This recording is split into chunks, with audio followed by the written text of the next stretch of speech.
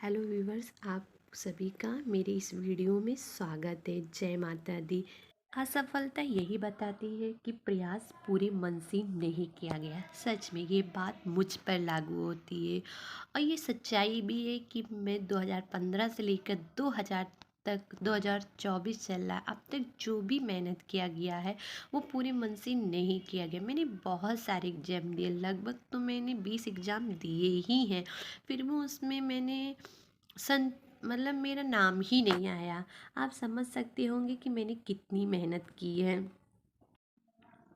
मेरी कंपटीशन की शुरुआत होती है 2014-15 से।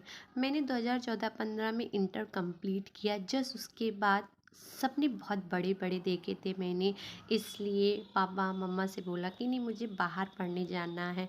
इसलिए माँ पापा ने बाहर तो नहीं पर कानपुर उन्होंने भेज दिया।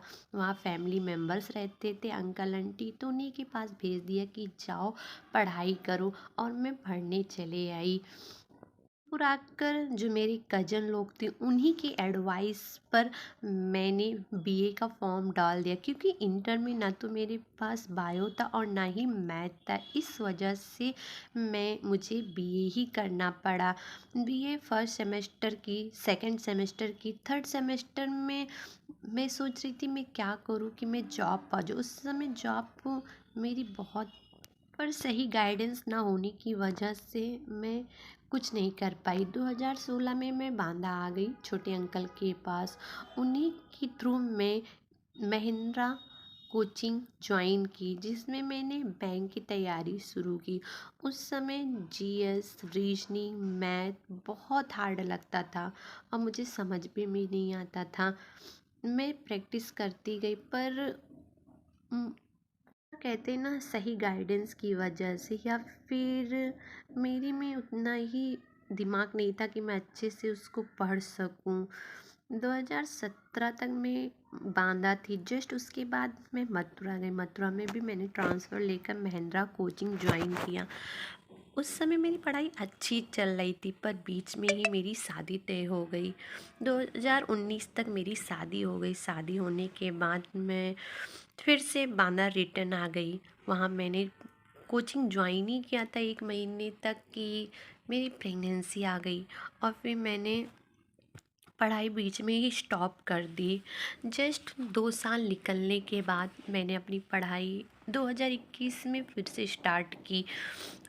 फिर कहते हैं ना, बच्चा, परिवार, मैं उतना टाइम दे ही नहीं पाई और मैं अपनी पढ़ाई को लापरवाही में लगती गई, क्योंकि मुझे लगता था कर लूँगी, इस टाइम है, पर वो आज कल परसों महीना साल कब बीत गया पता ही नहीं चला। श्रेयांश थोड़ा बड़ा हुआ। मैं सोचती थी कि क्योंकि मैं पति के साथ बाहर रहती थी और मेरे साथ फैमिली का कोई मेंबर्स नहीं रहता था, इसलिए श्रेय को खुद ही देखना था। इसलिए सोचती थी अभी श्रेय की सेवा कर दूँ, बाद में कर लूँगी। श्रेय बहुत छोटा था, थोड़ा बड़ा होगा तो शायद मैं पढ़ाई कर लूँगी। अभी साल भर का होगा तो मैं अच्छे से मैनेज कर लूँगी।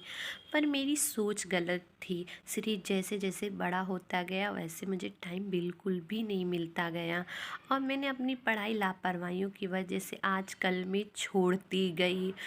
मैं तो स्टेनो की तैयारी कर रही थी, पर पूरी तरह से मैं तैयारी नहीं कर रही थी। 100% में 20% आज पढ़ ली, परसों पढ़ ली, फिर 15 दिन बाद पढ़ ली, ऐसे ही मेरी पढ़ाई चल रही थी, कंटिन्यू नहीं हो रही थी। उसके बाद हम लोग का ट्रांसफ़र फैज़ाबाद हो गया।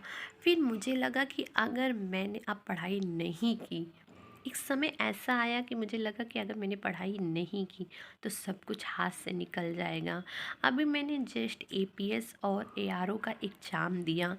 उसमें मुझे यही पता चला है कि अगर आप रेगुलर नहीं पढ़े तो आप कंपटीशन नहीं कर सकते। सच्चाई है, अगर आप बिना किसी कंप्लीट किए हुए सिलेबस, बिना रिवाइज किए, बिना पेपर दिए हुए अगर आप पेपर में करने बैठ जाओ तो आप हल कर सकते हो? बिल्कुल भी नहीं। उसी तरह